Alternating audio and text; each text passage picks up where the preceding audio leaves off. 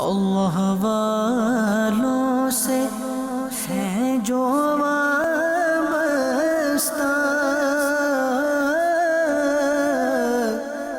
ہے مقامات مقدسہ. صلو علی الحبیب صلی اللہ تعالی علی محمد صلی اللہ علیہ وسلم. میرے پیارے محترم اسلامی بھائیوں اور مدنی چینل کے ناظرین، الحمدللہ عز و جل دعوت اسلامی کے مدنی قافلے ملک و ملک، شہر و شہر، گاؤں و گاؤں سفر کرتے رہتے ہیں، اور آج ایک مدنی قافلے میں انشاءاللہ ہم جارڈن عمان جا رہے ہیں، جہاں انشاءاللہ مختلف ملکوں سے تعلق رکھنے والے اسلامی بھائی بھی ہمیں جوائن کریں گے، اور وہاں انشاءاللہ مدنی کاموں کے ساتھ ساتھ ہم آپ کے لیے ایک نیا سلسلہ لے کر آئیں گے. وہاں بہت ساری زیارات ہیں، ان زیارات کو آپ تک پہنچانا ہے. مدنی چینل دیکھتے رہیے، ان قریب بڑی ہی خوبصورت زیارتیں ہوں گی. آپ اپنے گھر بیٹھ کر انشاءاللہ پیارے آقا علیہ السلام کی مبارک یادیں، انبیاء علیہ السلام کے مزارات، صحابہ کرام علیہم الرضوان کے مزارات اور بہت سارے مقدس مقامات دیکھیں گے. دیکھتے رہیے مدنی چینل. انشاءاللہ عمان سے پھر آپ سے ملاقات ہوگی. صلو علی الحبیب صلی اللہ تعالی علی محمد. I will reach out to people all over the world to spread the sunnah, whether it be China or. یہاں میں اپنے ناظرین کو بتاتا چلوں کہ جب بجٹ فلائٹس جو ہوتی ہیں، آج کل کچھ فلائٹس ایسی شروع ہوئی ہیں جس کے فیئر کم ہوتے ہیں اور اس میں کھانا پینا وغیرہ نہیں دیا جاتا اور آپ کو جہاز میں پرچیز کرنا پڑتا ہے. تو اگر فلائٹ طویل ہے اور آپ چاہتے ہیں کہ آپ کھانا وغیرہ اس میں کھائیں، تو ظاہر ہے کہ اپنی پسند کا، اپنے مزاج کا، اپنے ٹیسٹ کا کھانا وغیرہ ملنا مشکل ہے. تو ایک مدنی پوچھ دیتا ہوں کہ اپنے ساتھ، اپنے شہر سے، اپنے وطن سے کچھ کھانا پانی وغیرہ آپ ساتھ لے کر چلیں، تو جہاز میں آپ انشاءاللہ حلال بھی اور آسانی کے ساتھ کھانا وغیرہ کھا سکیں گے. تو آج چونکہ ہماری تقریباً 3.5 گھنٹے کی فلائٹ ہے یہ دبئی سے عمان جارڈن، تو ہم نے کچھ کھانا وغیرہ بھی ساتھ لے لیا ہے.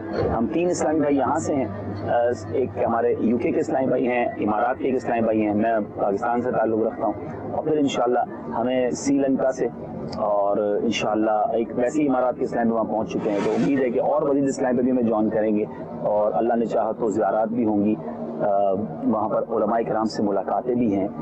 ہم بیسک مقصد تو یقیناً یہی لے کر جا رہے ہیں کہ مدنی کاموں کو مزید وہاں ترقی ہو، مزید دعوت اسلامی کا انٹروڈکشن ہو، اور باقاعدہ وہاں پر ایک ایسا کام شروع ہو کہ جس کے ذریعے عرب دنیا میں مزید سنتوں کی ترویج و اشاعت ہو. آپ دعا کریں اللہ تعالیٰ ہمیں کامیابی دے. میں بڑا کانفیڈنٹ ہوں، اور اس کی بڑی وجہ یہ ہے کہ چلتے وقت امیر اہل سنت سے دعائیں لی ہیں ہم نے، اور باقا کی دعائیں جب بھی ہمارے ساتھ رہی ہیں ہم نے دیکھا ہے کہ راستے کھلتے چلے جاتے ہیں. اور الحمدللہ ہمیں جو نیوز آ رہی ہیں، جو اطلاعات آ رہی ہیں، ہم نے ایک اسلامی بھائی کو پہلے بھیج دیا تھا، وہاں بڑا وارم ویلکم ہے، بہت محبتوں کے ساتھ لوگ دعوت اسلامی والوں سے مل رہے ہیں. تو ہمیں بہت امید ہے کہ انشاءاللہ بہت اچھی خبریں دعوت اسلامی کے حوالے سے ہمیں ملیں گی. انشاءاللہ مدنی چینل کی ریکارڈنگ کی ہمیں آفیشیل پرمیشن بھی مل گئی ہے، تو انشاءاللہ ان زیارات پر جا کر ہم مدنی چینل کی آفیشیل ریکارڈنگ بھی انشاءاللہ کریں گے اور آپ تک اچھے سلسلے پہنچائیں گے. آپ بس ہمیں دعاؤں سے نوازیے، اور بار بار یہ مناظر دکھانے کا مقصد یہ ہے کہ آپ بھی اپنے گھر بار، اپنے کاروبار، اپنی فیملی، اپنی لائف اسٹائل میں سے کچھ وقت نکال کر کم از کم ہر مہینے 3 دن قافلے میں سفر کی نیت کر لیں، تو انشاءاللہ بہت ساری برکتیں حاصل ہوں گی. اللہ تعالیٰ ہم سب کو سنتوں کی خدمت کے لیے قبول فرمائے اور اخلاص عطا فرمائے. ہمیں للہیت، اپنی رضا کے لیے عبادتیں کرنے کی توفیق عطا فرمائے. صلو علی الحبیب صلی اللہ تعالی علی محمد. بنگلہ دیش even if it's ہندوستان. میرے پیارے محترم اسلامی بھائیوں اور مدنی چینل کے ناظرین، الحمدللہ عز و جل ہم جارڈن عمان پہنچ چکے ہیں، اور انشاءاللہ اب آگے جائیں گے اور انشاءاللہ آگے کے مناظر آپ کو دکھائیں گے. صلو علی الحبیب. I will reach out to people all over the world to spread the sunnah, whether it be China or Bangladesh, even if it's Hindustan.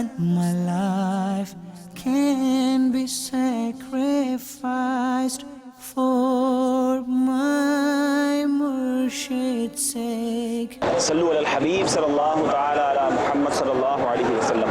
پیارے محترم اسلامی بھائیوں اور مدنی چینل کے ناظرین، الحمدللہ عز و جل ہم عمان جارڈن میں پہنچ چکے ہیں.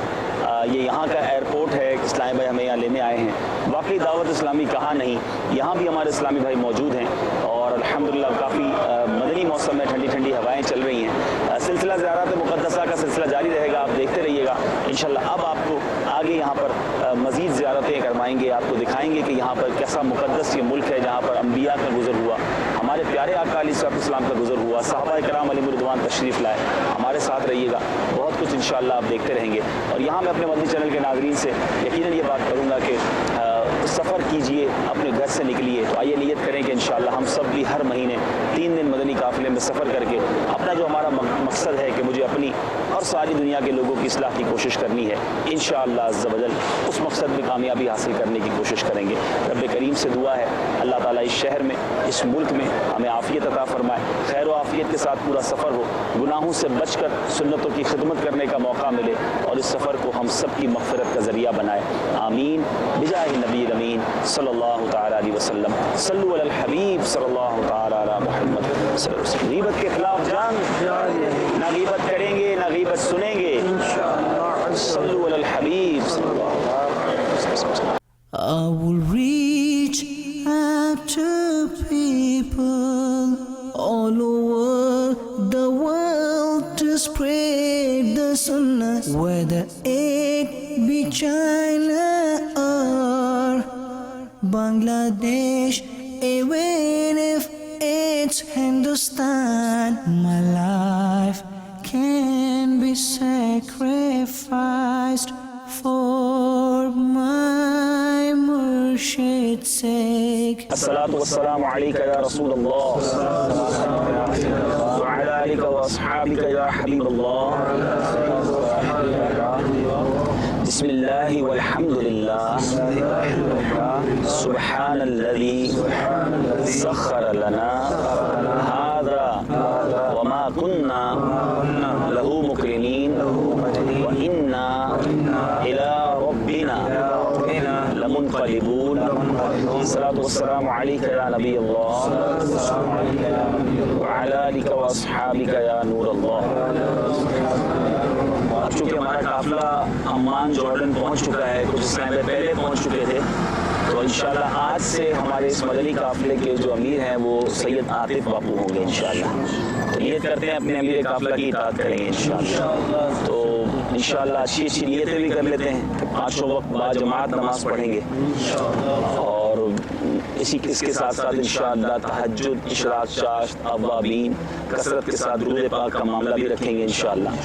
نگاہوں کا قفل مدینہ لگانے کی بھی کوشش کریں گے، پیٹ کا قفل مدینہ بھی لگائیں گے، مسلمانوں کو سلام کی سنت کو بھی عام کرنے کی کوشش کریں گے۔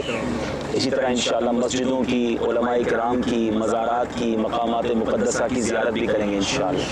انشاءاللہ اللہ تعالی ہم سب کو گناہوں سے بچ کر یہ سفر اچھے انداز میں کرنے کی توفیق عطا فرمائے۔ صلو علی الحبیب صلی اللہ تعالی علی محمد۔ It's Dawat Islami, it's a right to rectify the people, it's all over the world. It's Dawat Islami, it's a right to rectify the people, it's all over the world. It's spreading the fragrance of the love of the Prophet, it's all over the world. صلو علی الحبیب صلی اللہ تعالی علی محمد صلی اللہ علیہ وسلم۔ میرے پیارے اور محترم اسلامی بھائیوں اور مدنی چینل کے ناظرین، آج ہمارا جارڈن کے، اردن کے اس سفر کا پہلا دن ہے۔ ہمارے ساتھ UK کے اسلامی بھائی بھی ہیں، سری لنکا سے آئے ہوئے اسلامی بھائی بھی ہیں، عرب امارات کے اسلامی بھائی بھی ہیں، کچھ جارڈن کے اسلامی بھائی بھی ہیں، اور الحمدللہ یہ ہمارا مدنی قافلہ نیکی کی دعوت عام کرنے کی نیت سے، انفرادی کوشش کی نیت سے، اور ساتھ ساتھ زیارات مقامات مقدسہ کرنے کی نیت سے اب ہم روانہ ہو رہے ہیں۔ اچھی نیتیں کر لیتے ہیں کہ اللہ کی رضا کے لیے یہ سفر کریں گے انشاءاللہ۔ اولیاء کرام، صحابہ کرام، انبیاء کرام کے مزارات کی زیارت کریں گے، وہاں جا کر انشاءاللہ اللہ کی بارگاہ میں دعائیں بھی کریں گے، اور پھر وہاں جو لوگ ہم سے ملیں گے ان کو نیکی کی دعوت بھی دیں گے۔ ہم نے مختلف زبانوں کے رسائل بھی اپنے ساتھ رکھے ہیں تاکہ وہاں لنگر رسائل کا سلسلہ بھی رہے، اور پھر انشاءاللہ آپ تک بھی یہ مناظر پہنچانے کی ہماری نیت ہے۔ اللہ تعالی ہمارے سفر کو بخیر و عافیت فرمائے۔ اس وقت ہم الدلیل کے ایریا میں ہیں۔ یہ جارڈن کا ایک انڈسٹریل ایریا ہے، اور اب یہاں سے ہم عمان جائیں گے، لیکن راستے میں اصحاب کہف کا وہ غار ہے، وہ عظیم الشان واقعہ جس کا قرآن پاک میں بڑی تفصیل کے ساتھ ذکر ہے۔ انشاءاللہ اس غار کی زیارت بھی کریں گے، اس مقام کی زیارت بھی کریں گے، اور وہیں جا کر آپ کو اصحاب کہف کے بارے میں بتائیں گے کہ یہ کیا واقعہ ہوا تھا، ہمارا قرآن اس بارے میں ہماری کیا رہنمائی فرماتا ہے، اور پھر وہ ایک ایسا عجیب و غریب واقعہ جسے عجائب القرآن کہا جاتا ہے۔ تو انشاءاللہ وہیں پہنچ کر ان مقدس مقامات پر جا کر انشاءاللہ آپ کو اس کے بارے میں بتائیں گے۔ اللہ تبارک و تعالی ہمیں با ادب تمام جگہوں پر حاضری دینے کی توفیق عطا فرمائے۔ صلو علی الحبیب صلی اللہ تعالی علی محمد صلی اللہ علیہ وسلم۔ غیبت کے خلاف جنگ جاری رہے گی، نہ غیبت کریں گے نہ غیبت سنیں گے انشاءاللہ عز و جل۔ تو ہمارا مدنی مقصد کیا ہے؟ مجھے اپنی اور ساری دنیا کے لوگوں کی اصلاح کی کوشش کرنی ہے انشاءاللہ عز و جل۔ یہ مقامات مقدسہ، یہ مقامات مقدسہ اللہ والوں سے ہیں جو وابستہ، ہے مقامات مقدسہ، یہ مقامات مقدسہ، یہ مقامات مقدسہ اللہ والوں سے ہیں جو وابستہ،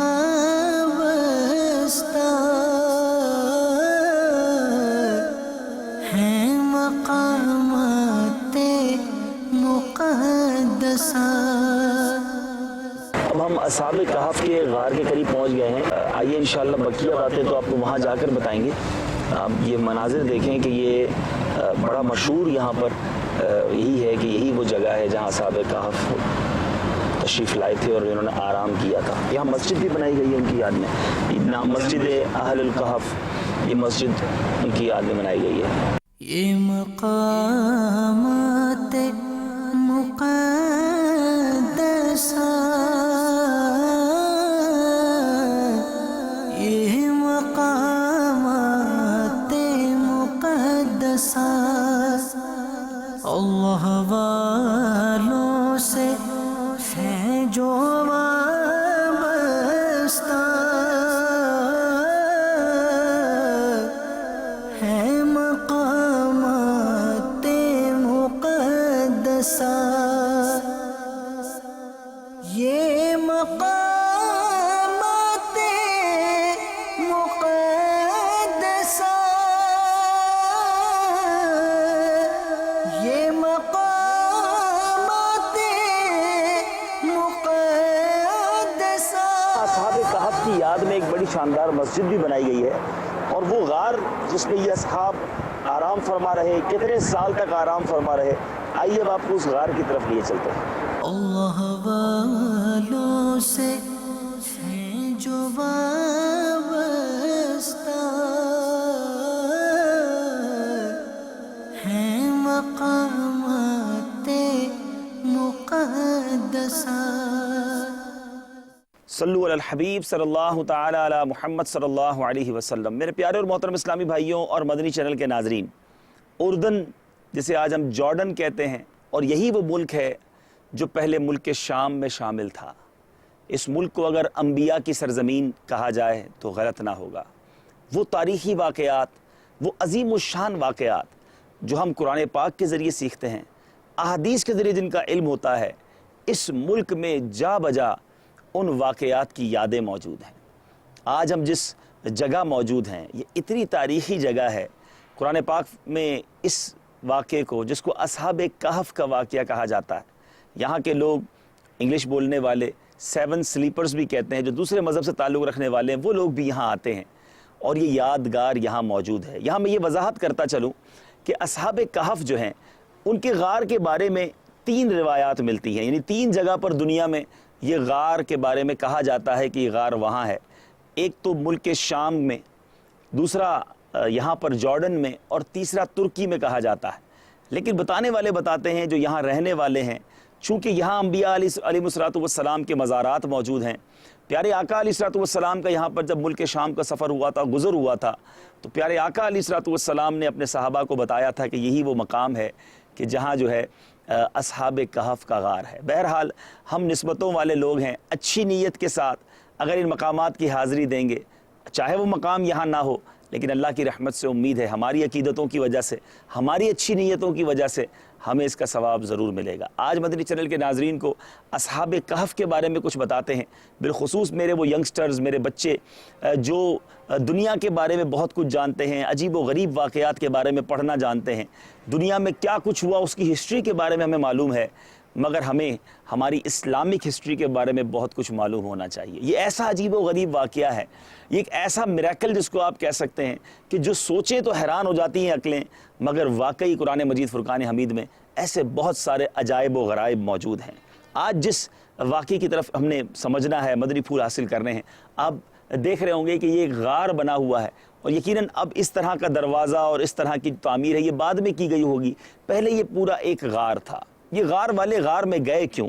حضرت عیسیٰ علیہ السلام کے آسمان پر اٹھا لیے جانے کے بعد عیسائیوں کا حال بے حد خراب اور نہایت ابتر ہو گیا۔ لوگ بت پرستی کرنے لگے اور دوسروں کو بھی بت پرستی پر مجبور کرنے لگے۔ خصوصاً ان کا ایک بادشاہ تھا جس کا نام دقیانوس تھا۔ آج آپ نے سنا ہوگا کہ لوگ کہتے ہیں بڑی دقیانوسی باتیں کرتے ہو، اس کی وجہ شاید یہ ہے کہ دقیانوس جو ہے وہ بہت پرانا بادشاہ ہے، تو پرانی باتیں کرنے والے کو، اولڈ ورژن شخص کو لوگ کہتے ہیں بڑا دقیانوس ہے۔ تو دقیانوس یہ کہہ سکتے ہیں کہ ہزاروں سال پہلے یہ یہاں موجود تھا، اور اس کو انگلش میں بیزنٹائن امپائر یا اس زمانے کے بادشاہ کے طور پہ یاد کیا جاتا ہے۔ وہ اس قدر ظالم تھا کہ جو شخص بت پرستی سے انکار کرتا تھا یہ اس کو قتل کر دیتا تھا۔ اب اصحاب کہف کون تھے؟ کہف میرے پیارے اسلامی بھائیوں یہ غار کو بھی کہا جاتا ہے، اور یہ غار والے، کیو جس کو انگلش میں کہا جاتا ہے، کیو والے لوگ جو تھے یہ افسوس شہر کے رہنے والے تھے۔ ممکن ہے کہ یہ شہر بتاتے ہیں یہاں سے 30 کلومیٹر دور مادبہ ایک ایریا ہے جو وہی پرانا شہر ہے، اور وہاں کے یہ رہنے والے تھے، اور بادشاہ کے معزز درباری بھی تھے، مگر یہ لوگ صاحب ایمان تھے، بت پرستی سے انتہائی بیزار۔ دقیانوس کے ظلم و جبر سے پریشان ہو کر یہ لوگ اپنا ایمان بچانے کے لیے اس کے دربار سے بھاگ نکلے۔ قریب کے پہاڑ میں ایک غار کے اندر پناہ گزی ہوئے۔ یہ وہی غار ہے جہاں یہ لوگ آئے اور اب سو گئے۔ اب کتنا عرصہ سوئے؟ آپ کو جان کر حیرت ہوگی کہ یہ غار والے 300 سال سے زیادہ عرصے تک اسی حال میں سوتے رہے۔ اب دقیانوس نے ان لوگوں کو تلاش کرنا شروع کیا، معلوم ہوا کہ یہ غار کے اندر ہیں، تو وہ بے حد ناراض ہوا، اور فرط غیظ و غضب میں اس نے یہ حکم جاری کر دیا کہ غار کو ایک سنگین دیوار اٹھا کر بند کر دیا جائے تاکہ یہ لوگ اسی میں رہ کر مر جائیں، اور وہی غار ان لوگوں کی قبر بن جائے۔ اب یہ سوئے ہوئے ہیں، اور ایک شخص کو حکم دیا گیا کہ جا کے اس غار کو کلوز کر دیا جائے، لاک کر دیا جائے، اس طرح دیواریں کھڑی کر دی جائیں۔ اب جس شخص کے سپرد یہ کام ہوا تھا وہ ایک نیک شخص تھا۔ اس نے کیا کیا؟ اس نے اصحاب کہف کے نام، ان کی تعداد اور یہ پورا واقعہ لکھا، اور ایک تختی اس نے ایک صندوق کے اندر رکھ کر اپنے شاہی خزانے میں بھی رکھ دی۔ کچھ دنوں کے بعد دقیانوس بادشاہ تو مر گیا، سلطنتیں بدلتی گئیں، یہاں تک کہ ایک نیک دل اور انصاف پرور بادشاہ جس کا نام بیدروس تھا جو تخت نشین ہوا، جس نے 68 سال تک بڑی شان و شوکت کے ساتھ حکومت کی۔ اب اس کے دور میں ایک بڑا عجیب و غریب معاملہ یہ ہوا کہ ایک عجیب فرقہ بندی ہوئی، اور لوگ جو ہے مرنے کے بعد اٹھنے اور قیامت کے دن کا انکار کرنے لگے۔ بادشاہ بڑا نیک تھا، اور اب اپنی قوم کی یہ حالت دیکھ کر وہ بڑے رنج و غم میں مبتلا ہو گیا، اور وہ تنہائی میں ایک مکان کے اندر بند ہو کر اللہ عز و جل کے دربار میں نہایت بے قراری کے ساتھ یہ گریہ و زاری کر کے دعائیں مانگنے لگا، یا اللہ کوئی ایک ایسی نشانی ظاہر کر دے کہ لوگوں کے مرنے کے بعد زندہ ہو کر اٹھنے اور قیامت کا یقین ہو جائے۔ اب بادشاہ کی یہ دعا قبول ہوئی اور اچانک بکریوں کے چرواہے نے اپنی بکریوں کو ٹھہرانے کے لیے اسی غار کو منتخب کیا۔ اب دیکھیں رب کی قدرت کے نظارے، اب یہ 300 سال گزر چکے ہیں اور اس دیوار کو گرا دیا کہ میں بکریوں کو اس غار میں لے جاتا ہوں۔ اب دیوار گرتے ہی لوگوں پر ایسی ہیبت و دہشت کا طاری ہو گئی کہ دیوار گرانے والے لرزہ بر اندام ہو کر یہاں سے بھاگ گئے، اور اصحاب کہف اپنی نیند پوری کر کے بحکم الہی جاگ اٹھے اور ایک دوسرے سے سلام و کلام میں مشغول ہو گئے، نماز بھی ادا کر لی۔ یہاں میں یہ بتاتا چلوں کہ اصحاب کہف کو یہ معلوم نہیں تھا کہ ہم 300 سال سے آرام کر رہے ہیں۔ وہ تو اٹھے نارملی اور اب بات چیت ہو رہی ہے، نماز پڑھا اور ان کو بھوک لگی، تو ان کے ایک ساتھی یملیخا جس کا نام تھا، اس نے کہا کہ تم ساتھی سے کہا یملیخا سے تم بازار میں جاؤ اور جا کر کچھ کھانا لے آؤ، اور دیکھو نہایت خاموشی سے یہ کام کرنا، کہیں دقیانوس بادشاہ کو پتہ نہ چل جائے کہ ہم یہاں رکھتے ہیں، ہاں لیکن یہ معلوم کر لینا کہ اس کے آج کل ارادے کیا ہیں۔ اب یملیخا غار سے نکل کر بازار گئے، یہ دیکھ کر حیران رہ گئے کہ شہر میں ہر طرف اسلام کا چرچا ہے، لوگ اعلانیہ حضرت عیسیٰ علیہ السلام کا کلمہ پڑھ رہے ہیں۔ یملیخا یہ منظر دیکھ کر محو حیرت ہو گیا کہ الہی یہ ماجرا کیا ہے، سونے سے پہلے حکومت میں جناب کچھ اور معاملہ اور اب اسلام کا چرچا۔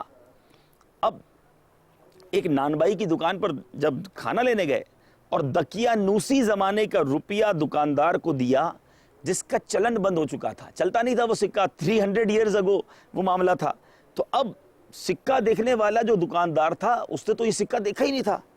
دکاندار کو شبہ ہوا کہ اس شخص کو کوئی پرانا خزانہ مل گیا ہے۔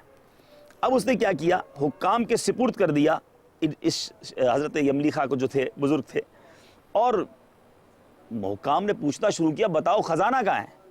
یملیخا نے کہا خزانہ تو کوئی نہیں، یہ ہمارا ہی روپیہ ہے۔ حکام نے کہا کہ ہم کس طرح مان لیں کہ تمہارا روپیہ ہے، یہ سکہ 300 سال پرانا ہے اور برسوں گزر گئے، اس سکے کا چلن بند ہو گیا ہے، تم ابھی جوان ہو، لہٰذا صاف صاف بتاؤ کہ معاملہ کیا ہے۔ اب یہ سن کر یملیخا نے کہا کہ تم لوگ یہ بتاؤ کہ دقیانوس بادشاہ کا کیا حال ہے۔ حکام نے کہا کہ آج روئے زمین پر اس نام کا کوئی بادشاہ نہیں ہے، ہاں سینکڑوں برس گزرے اس نام کا ایک بے ایمان بادشاہ گزرا تھا جو بت پرست تھا۔ یملیخا نے کہا یہ تو کل ہی کی بات ہے، ہم اس کے خوف سے چھپ کر اس غار میں سوئے تھے اور جان بچا کر بھاگے تھے، میرے ساتھی بھی یہ غار میں موجود ہیں، تم لوگ میرے ساتھ چلو تو تم لوگوں کو میں ان سے ملا دیتا ہوں۔ اب حکام اور عمائدین کثیر تعداد میں غار کے پاس پہنچے، اصحاب کہف یملیخا کے انتظار میں تھے۔ جب ان کی واپسی میں دیر ہوئی تو انہوں نے شاید خیال کیا کہ یملیخا کو بادشاہ نے گرفتار کر لیا ہوگا، اور جب غار کے منہ پر بہت سارے آدمیوں کا شور سنا تو ان لوگوں نے سوچا کہ لگتا ہے دقیانوس بادشاہ کے فوجی آ گئے ہمیں گرفتار کرنے، تو یہ لوگ نہایت اخلاص کے ساتھ ذکر الہی، توبہ اور استغفار میں مشغول ہو گئے۔ ذرا سوچیں، مصیبت آئی تو نیک لوگوں نے کیا کیا، اللہ کو یاد کیا، دعائیں کی، استغفار کیا۔ ہم پر مصیبت آتی ہے ہم کیا کرتے ہیں، دنیا والوں کے چکر لگاتے ہیں، سورس تلاش کرتے ہیں۔ میرے آقا علیہ السلام کی سیرت میں بھی یہ مدنی پھول ملتا ہے کہ جب بارش نہ ہوتی میرے آقا ذکر و اذکار میں مصروف ہو جاتے، دعائیں کرتے، نماز پڑھتے، سورج گہن، چاند گہن، قحط، کوئی بھی پرابلم ہوتا میرے آقا علیہ السلام خود بھی نماز میں مشغول ہو جاتے، دعاؤں میں مشغول ہو جاتے، صحابہ اکرام علیہم رضوان کو بھی اس کی تلقین کیا کرتے۔ بہرحال اب حکام نے غار پر پہنچ کر ایک تانبے کا صندوق برآمد کیا اور اس کے اندر سے تختی نکال کر پڑھا تو اس تختی پر اصحاب کہف کا نام لکھا تھا، اور یہ بھی تحریر تھا کہ یہ مومنوں کی جماعت اپنے دین کی حفاظت کے لیے دقیانوس بادشاہ کے خوف سے اس غار میں پناہ گزین ہوئی ہے۔ تو دقیانوس نے خبر پا کر ایک دیوار سے ان لوگوں کو غار میں بند کر دیا ہے۔ ہم یہ حال اس لیے لکھتے ہیں کہ جب کبھی یہ غار کھلے تو لوگ اصحاب کہف کے حال پر مطلع ہو جائیں۔ اب حکام جو تھے وہ یہ تختی پڑھ کر حیران ہو گئے۔ ان لوگوں نے اب اپنے بادشاہ بیدروس کو اس واقعے کی اطلاع دی۔ اب ذرا غور کیجئے، وہ بیدروس نیک بادشاہ دعا کر رہا تھا یا اللہ کوئی ایسی نشانی بتا دے کہ مرنے کے بعد زندہ ہونا، قیامت کیسے طاری ہوگی، اس کی کوئی نشانی مل جائے اور ان لوگوں کا ایمان پختہ ہو جائے، جو غلطی پر ہیں وہ راہ راست پر آ جائیں۔ اب بیدروس کو جب اس واقعے کی اطلاع ملی تو اپنے سارے عمائدین کو، لشکر کو لے کر یہاں پہنچا، اصحاب کہف سے اس نے ملاقات کی، اور جب اصحاب کہف نے اپنا واقعہ بیان کیا تو وہ نیک دل بادشاہ سجدے میں گر گیا، اللہ کا شکر ادا کیا کہ مولا تو نے ایسی نشانی ظاہر کر دی جس سے موت کے بعد زندہ اٹھنے کا ہر شخص کو یقین ہو گیا۔ میرے پیارے اسلامی بھائیوں، اب اصحاب کہف جو تھے وہ بادشاہ کو دعائیں دینے لگے، اللہ تعالیٰ تیری بادشاہت کی حفاظت فرمائے، اب ہم تمہیں اللہ کے سپرد کرتے ہیں۔ پھر اصحاب کہف نے السلام علیکم کہا، غار کے اندر چلے گئے اور سو گئے، اور اللہ تعالیٰ نے اسی حالت میں ان کو وفات عطا فرمائی۔ بادشاہ بیدروس نے سال کی لکڑی کا صندوق بنوا کر اصحاب کہف کی مقدس لاشوں کو اس میں رکھوا دیا، اور اللہ تعالیٰ نے اصحاب کہف کا ایسا رعب لوگوں کے دلوں میں پیدا کر دیا کہ کسی کی مجال نہ تھی کہ وہ غار کے منہ تک جا سکے۔ اس طرح اصحاب کہف کی لاشوں کی حفاظت کا اللہ تعالیٰ نے سامان کر دیا۔ پھر بیدروس بادشاہ نے غار کے منہ پر ایک مسجد بنوائی اور سالانہ ایک دن مقرر کر دیا کہ تمام شہر والے اس دن عید کی طرح زیارت کے لیے آیا کریں۔ تو گویا تاریخ بتاتی ہے کہ اب ہم آپ کو ایک مسجد کے مناظر بھی دکھائیں گے کہ اس غار کے منہ پر واقعی ایک پرانی مسجد کے آثار موجود ہیں، آپ اس مسجد کے مناظر بھی دیکھیں، اور پھر ہم آپ کو یہ بتائیں گے کہ اصحاب کہف کتنے تھے اور ان کے نام کیا تھے۔ صلو علی الحبیب صلی اللہ تعالی علی محمد صلی اللہ علیہ وسلم۔ اہل سنت کاہے بیڑا پار اصحاب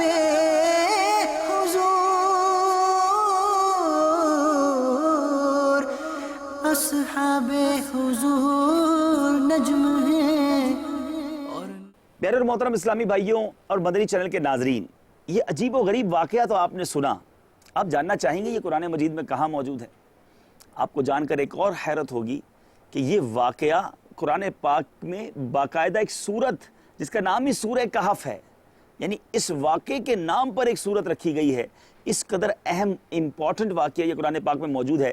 اب یہاں لوگوں کو یہ اختلاف ہوا کہ کتنی ان کی تعداد تھی، تو قرآن پاک کی یہ جو آیت ہے نازل ہوئی، قُلْ رَبِّي أَعْلَمُ بِعِدَّتِهِمْ مَا يَعْلَمُهُمْ إِلَّا قَلِيلٌ، تم فرماؤ میرا رب ان کی گنتی خوب جانتا ہے، انہیں نہیں جانتے مگر تھوڑے۔ حضرت عبداللہ ابن عباس رضی اللہ تعالیٰ عنہما نے فرمایا کہ میں انہی کم لوگوں میں سے ہوں جو اصحاب کہف کی تعداد جانتے ہیں۔ پھر آپ نے فرمایا اصحاب کہف کی تعداد 7 ہے اور 8واں ان کا کتا تھا۔ جی ہاں، 7 اصحاب تھے اور 8واں کتا تھا۔ اس کتے کا کیا بنا اور اس کو کیا مرتبہ حاصل ہوا ان نیک لوگوں کی قربت کی وجہ سے؟ جی ہاں، وہ کتا بھی 300 سال تک سوتا رہا۔ بہرحال قرآن مجید فرقان حمید میں یہ پورا واقعہ کس خوبصورت انداز میں بیان کیا ہے، آئیے اس کی تلاوت بھی سنتے ہیں، ترجمہ کنز الایمان بھی سنتے ہیں۔ أم حسبت أن أصحاب الكهف والرقيم كانوا من آياتنا عجبا إذ أوى الفتية إلى الكهف فقالوا ربنا آتنا من لدنك رحمة وهيئ لنا من أمرنا رشدا فضربنا على آذانهم في الكهف سنين عددا ثم بعثناهم لنعلم أي الحزبين أحصى لما لبثوا أمدا نحن نقص عليك نبأهم بالحق إنهم فتية آمنوا بربهم وزدناهم هدى۔ ترجمہ کنز الایمان۔ کیا تمہیں معلوم ہوا کہ پہاڑ کی کھوہ اور جنگل کے کنارے والے ہماری ایک عجیب نشانی تھے؟ جب ان جوانوں نے غار میں پناہ لی پھر بولے، اے ہمارے رب، ہمیں اپنے پاس سے رحمت دے اور ہمارے کام میں ہمارے لیے راہیابی کے سامان کر۔ تو ہم نے اس غار میں ان کے کانوں پر گنتی کے کئی برس تھپکا، پھر ہم نے انہیں جگایا کہ دیکھیں 2 گروہوں میں کون ان کے ٹھہرنے کی مدت زیادہ ٹھیک بتاتا ہے؟ ہم ان کا ٹھیک ٹھیک حال تمہیں سنائیں۔ وہ کچھ جوان تھے کہ اپنے رب پر ایمان لائے اور ہم نے ان کو ہدایت بڑھائی۔ میرے پیارے اور محترم اسلامی بھائیوں اور مدنی چینل کے ناظرین، اصحاب کہف کے ناموں میں بھی بہت اختلاف ہے۔ حضرت علی رضی اللہ تعالیٰ عنہ سے روایت ہے کہ ان کے نام یہ ہیں: یملیخا، مکشلینا، مشلینا، مرنوش، دبرنوش، شارنوش، اور ساتواں چرواہا تھا جو ان لوگوں کے ساتھ ہو گیا تھا۔ حضرت علی رضی اللہ تعالیٰ عنہ نے اس کا ذکر نہیں فرمایا، اور ان لوگوں کے کتے کا نام کتمیر تھا، اور ان لوگوں کے شہر کا نام افسوس تھا، اور ظالم بادشاہ کا نام دقیانوس تھا۔ اسی طرح تفسیر ساوی میں لکھا ہے کہ اصحاب کہف کے نام یہ ہیں: مکسملینا، یملیخا، تونس، نینوس، ساریونس، ذانوادنس، فلسطیونس۔ یہ آخری چرواہے تھے جو راستے میں ساتھ ہو لیے تھے، اور ان لوگوں کے کتے کا نام کتمیر تھا۔ اب یہ چونکہ نام بہت مشکل ہے پروناؤنسیشن کرنا، اس کا مخارج کے ساتھ بیان کرنا، تو آئیے آپ کو یہ مبارک نام لکھے ہوئے بھی بتاتے ہیں۔ حضرت علی رضی اللہ تعالی عنہ سے مروی اصحاب کہف کے نام یہ ہیں: یملیخا، مکشلینا، مشلینا، مرنوش، دبرنوش، شاذنوش، اور ساتواں چرواہا تھا جو ان لوگوں کے ساتھ ہو گیا تھا۔ حضرت علی رضی اللہ تعالی عنہ نے اس کا ذکر نہیں فرمایا، اور ان لوگوں کے کتے کا نام قطمیر تھا، اور ان لوگوں کے شہر کا نام افسوس تھا، اور ظالم بادشاہ کا نام دقیانوس تھا۔ اور تفسیر ساوی میں لکھا ہے کہ اصحاب کہف کے نام یہ ہیں: مقسملینا، یملیخا، تونس، نینوس، ساریونس، ذونوانس، فلسطیونس۔ یہ آخری چرواہے تھے جو راستے میں ساتھ ہو لیے تھے، اور ان لوگوں کے کتے کا نام قطمیر تھا۔ پیارے اور محترم اسلامی بھائیوں، مدنی چینل کے ناظرین، جس طرح ہم نے بیان کیا کہ بادشاہ بیدروس نے اصحاب کہف کے غار کے منہ پر ہی ایک مسجد بنا دی تھی، تو یہاں ایک مسجد کے آثار ہیں، اور اب ہم اس میں داخل ہوتے ہیں۔ یہاں یقیناً اب نماز تو نہیں ہوتی، لیکن ایسا لگتا ہے کیونکہ یہاں محراب بھی موجود ہے، اور ایک پرانی سی مسجد ہے۔ ہم نویت و سنت الاعتکاف نیت بھی کر لیتے ہیں مسجد کی، کیونکہ مسجد تا قیامت مسجد رہتی ہے۔